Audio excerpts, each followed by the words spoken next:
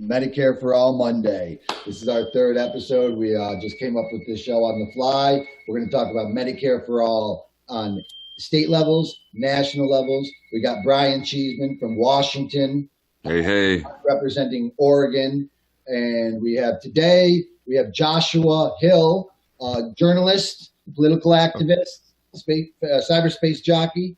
He's going to be sitting in and talking with us about Medicare for All. Everyone, thanks for joining us. Welcome to our third episode of Medicare for All Monday. We're really excited about this. We think we're going to go far. What up, Brian? You're muted.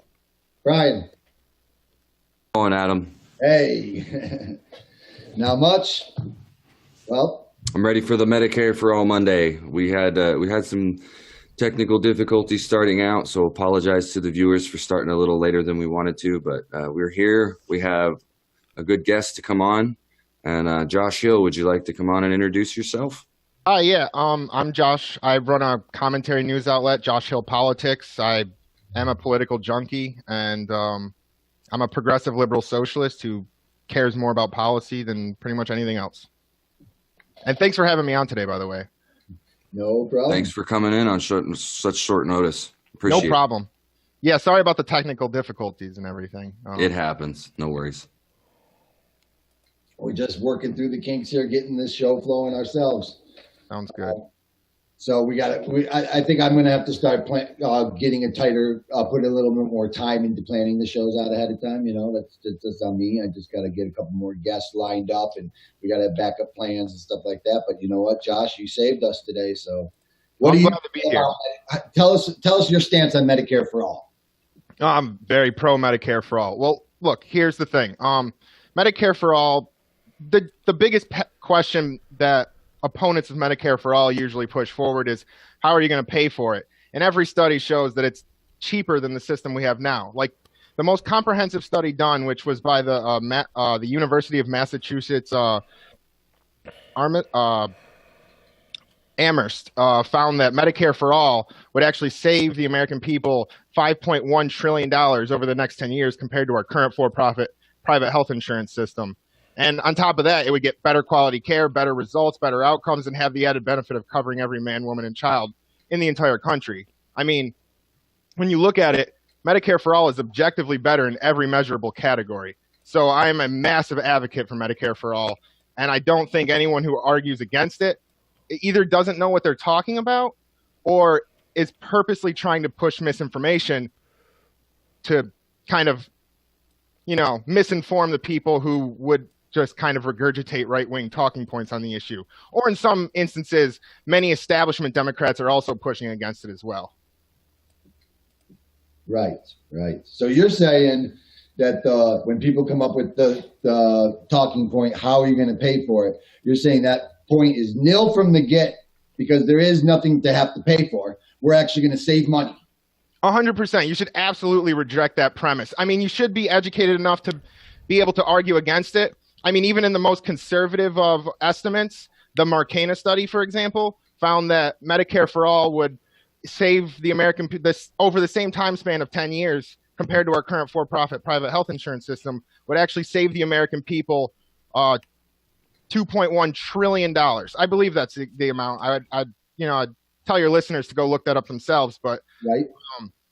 Even under the most conservative studies, which was a libertarian study funded by the Koch brothers, yes, its entire purpose was to discredit Medicare for All. So even under those circumstances, when they're overbloating numbers and trying to add things that shouldn't be there, you absolutely find that Medicare for All, even under the worst conditions, still saves the American people trillions of dollars, no matter the situation. So yes, I disagree with that premise of how do you pay for it.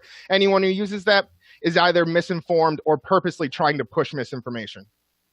Totally agree with you. That is actually one of the biggest fallacies that the establishment likes to push, is that it's going to cost too much. It's going to boot people off of the rolls of their existing insurance plans, and that it's going to limit the amount of access that you get to either hospitals, doctors, or clinics. And that is an absolute 100% lie. And they are trying to propagate that lie to try and attack Medicare for All. But it's people like you and I and Adam that are here to set the record straight and get with the program, that we need to cover all of our citizens and provide at least a basic platform of care that we can all have to survive. It's a matter of survival. Excellent. Absolutely. So when someone comes up to me next time and says, how are you going to pay for it? I'm not even going to try to go to the let's cut the wars, because there is no how are you going to pay for it. Medicare for all money, it saves us money. Exactly. And actually, that's a good point, though. When people say, like, how are you going to pay for it? And then you say, like, it saves money. And then people usually jump to the opponents of Medicare for All will usually jump to that talking point, like, yes, it'll save money overall, but you're paying more in taxes, even if you're spending less in premiums, deductibles, and copays. But the thing, like you said, is, well, you're already paying a lot in taxes. It's just, what do you want those taxes to be prioritized towards? Do you want them to be prioritized towards things like healthcare and education, or do you want them to be prioritized towards overbloated defense budgets that for wars that are illegal, or do you want them to be, subsidies for the most profitable corporations in the world? I mean, the Iraq War was an illegal, unjustified war in the Middle East based on lies and false pretenses of WMDs that got hundreds of thousands of innocent people killed when we destabilized the region, removed Saddam Hussein, allowed the civil war between the Shiites and Sunnis to escalate to a point that created a vacuum that allowed ISIS to rise to power in the first place. And for what? The profiteering of oil and gas companies, the military-industrial complex? I say, fuck that. I say we use our money to invest in education and healthcare, and that's the goddamn way it should be. Sorry. Hell yeah. Okay, I'm with you. Couldn't agree more, dude. Like that's that passion right there. That's the passion that I have, right? So I have hemophilia. I depend on having medical insurance for survival. So when these companies tell me that my life is not worth being covered, I'd say to them, fuck you. Yes, it is. Right. 100%. And I'm sorry, I don't mean to keep jumping in, but on that, I'm first of all, I'm sorry to hear that. That's awful, and I'm glad you have health care to help you with that. The only reason I do is because I'm beyond broke. I'm beyond the poverty line, so I qualify for the state program. Me too, actually. I had when I had 2 jobs, I was still unable to afford private insurance. Yeah. That was when I had 2 jobs, working 7 days a week here in America. And so my girlfriend can't even afford to go to the doctor because she can't afford the copay. Like she's got to choose whether she wants to go to the doctor and pay $40 to go see the doctor, or if she's going to use that $40 to go get some food or pay part of the bills that we have. Yeah, like my choice shouldn't exist. My son is a type 1 diabetic, and if it wasn't for Oregon Health Plan and we lived in Nebraska, Medicare, if it wasn't for the government helping us with the insurance bills, my son would be dead regardless of my side of the family, my wife's side of the family, ex-wife's side of the family. If everybody came together, they still couldn't afford to keep my son alive for more than a couple of years. Like, it's hundreds of thousands of dollars. That's unacceptable. It's terrible. And then so I want to go back to what you're saying, because you're saying great facts. You're laying it down. So first, overall, America would save money on Medicare for all. But as an individual, someone might argue, hey, I personally will be paying a little bit more in taxes. So it does affect me personally more. And your answer to that is that, well, now you're paying, we should funnel some of the war money and not be paying so much on bombs and put the money towards infrastructure or health care or education. Right on. Yeah. Perfect. That's exactly it. Okay. I actually, after I left one of those jobs, I was still working one job, and I actually ended up getting sick. I have an autoimmune disease it's a rare autoimmune disease called Still's disease. And I ended up physically not having, with physical limitations, I ended up losing my job because I couldn't physically work. And so the problem with that was a lot of people in my situation would not have had health care because of the system we have today. I was lucky enough that because of my one job that paid so little, that I actually had Medicaid, and I was able to go to the doctor, and I was actually able to get a lot of treatments, because I don't know what would have happened otherwise. But the problem is, I sometimes will need certain prescription drugs, and I'm not able to get those prescription drugs because even the insurance company that I have now will say that they don't think those are medically necessary because they'll have to pay more money, which is just absolutely disgusting in the fact that you think, like, how do you know better than the doctors who prescribe me those drugs? Right. Like, I'm seeing those doctors in person, specialists, I'm having tests done, and somehow that insurance company knows better than my doctors about my personal health. Yeah. No, it's the reason they have a profit motive and an incentive to deny care as much as humanly possible, and That's how they make their money. Yeah, That's their taking as much money and deny care as much as humanly possible. Yes, absolutely, and that has to change. There has to be a complete reform. And in my opinion, I believe that insurance companies should be deemed illegal for health coverage, because you should not be profiting off of people's misery. Period. End of story. No negotiation. End the insurance companies. Right. And I agree with you, Brian. I've learned in the last 2 years that is probably almost what I've learned. It's the only way to do Medicare for all for the country the correct way. You have to eliminate all private insurance companies because you can't have the competition there. And not only that, it's just the only way to do it. Now, I want to talk about the pharmaceuticals you touched on for a second, Josh. Back to my son for a second. He just came down with worms the other day. Now, I freaked out a little bit. I looked it up. It's really common. It's not like every kid gets it, but it's not uncommon at all. It's just a typical worm that got in probably from one of the dogs he lives with, and he took some medication. But we went to pick up the medication. It was $850 for one dose. Jesus. Worms. $150. Now he has to take another dose in 2 weeks, so that's $1,600 or $1,700. So I was mind blown, and I'm like, holy shit! I want to post about this. If I didn't have Medicare, my son would have worms for a while. I mean, that's how bad it is. And then I found out that the medication can be bought on the counter of Walmart for $7.50. They're price gouging you. That's exactly the point. Is they, you find out that these medications cost at times almost nothing to manufacture, and they pretty much end up price gouging you by significant amounts of money. So, like, what was the case? I can't remember, with the person who bought the medication at a low price and it didn't cost much to manufacture, and then he ended up boosting the cost of that medication by like some insanely high percentage. It was like several 100% or something like that. I can't remember. Andrew Sketchy, insulin. Yeah. I thought you were thinking about the insulin thing. Yes. Eli Lilly and stuff. Yeah. Yes, thank you. I last minute I didn't really get time to prepare. No, I'm just going off the top of my head with. That's all we're doing.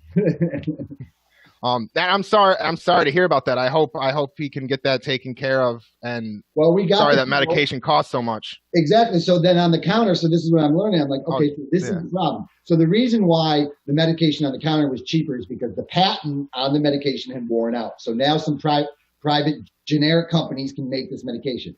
But the time period from when that patent was bought by a private institution and until the patent runs out, there's a period where only that company can make it for that price. And you can't find it on the counter. So people that wonder why are prescription drugs so expensive is because of the private insurance companies.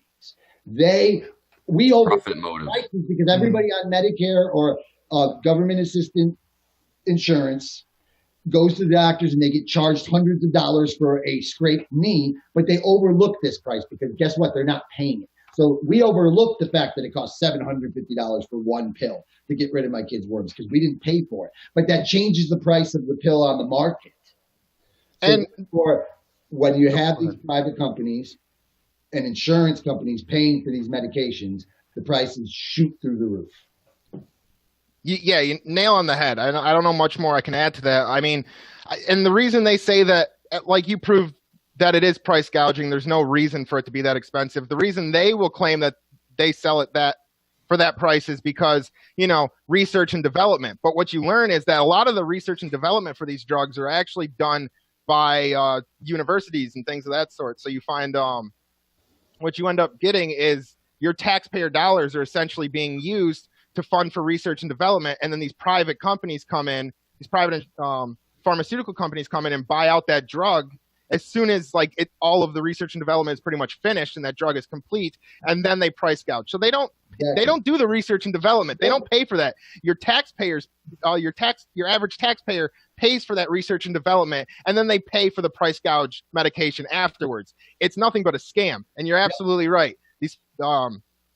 Those private insurance companies, the pharmaceutical companies, they shouldn't be allowed to do that. And in many cases, they shouldn't even be allowed to exist. Now, I will say, I do think that supplemental private insurance would be okay if you want to get some non-essentials done for maybe like a nose job or some kind of surgery or something like that. But beyond that, absolutely. Or maybe cosmetic coverage, alternative medicine route that you want to take that's so extreme that it's not covered. I understand. I'm with you on that. 100%. But that's not saying giving people the option to opt out for medical insurance. No. Yeah. I get you. That probably will be part of the process. I don't I honestly, so with Medicare for All, I'm not in favor of a public option. I would have taken that as the compromising step. But we've already gone way past that at this point. Medicare for All, 70% of the American people are in favor of Medicare for All. It's objectively better in every measurable category. Every study shows it's better. And when the majority of the American people want the right policy, then for any politician or any individual not to support that policy is against the will of the American people. And it's undemocratic, first of all. And on top of that, I'm sorry. Yeah, no, just plain wrong. Yeah. Right. Okay, I want to say we got a short show today, so I do want to jump ahead to this news today. We got a couple of things that came up over this weekend, and I want to talk about what's happening next week. Oz, could you do me a favor and scroll down real quick there and jump to the next page where it says see more? A little bit more. Yep, right. Up. Sorry, I'm Marco Rubin. Right there. Yeah. The first article on that one is Medicare for All is having a hearing for the first time in history, but hardly anybody is talking about it. This is the moment single-payer activists have been waiting for since, forever. On Tuesday, April 30th, that's tomorrow at 7 a.m., H.R. 1384 will get a hearing in the House Rules Committee. Representative Pramila Jayapal introduced the comprehensive bill months ago, and it has been working tirelessly to get a hearing for it. So the problem is this important moment is being eclipsed by the nonstop discussion around the 2020 presidential campaign election.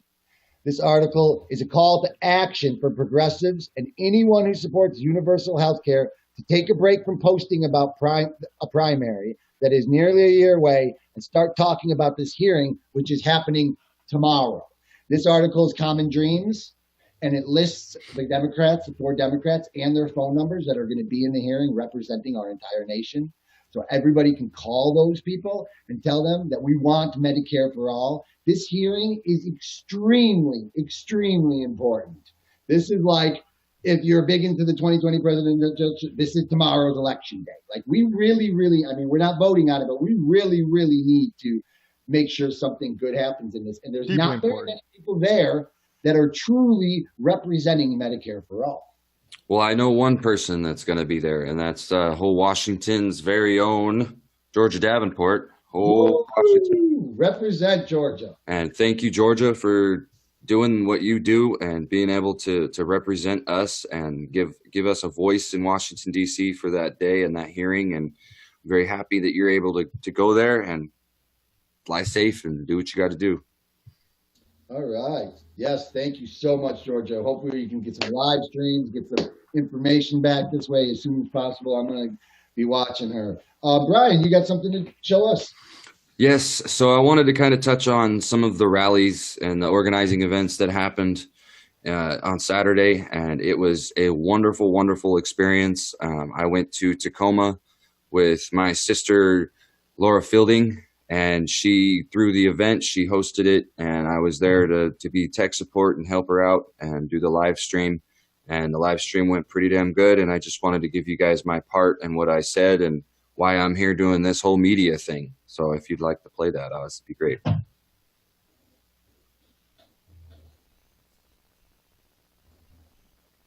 not getting any sound. Is the one that has the platform that's going to make that change. And that's what I see. And that's why I chose him. Thank you.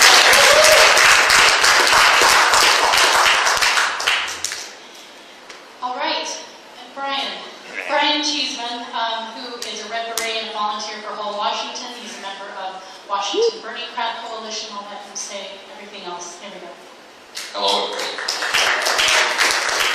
name's Brian Seaman. I've been a volunteer for various organizations over the course of Bernie's original run in 2015 is when I found him. So I just want to say thank you to every single one of you for being here, for showing up. And what are we here for? Bernie! That's right. We're here for Bernie. We're here to learn about how we're going to support his campaign, what we're going to do to get these votes. Because what do we have in the office right now? Disgrace. Disgrace, right? Bernie's the antithesis to him.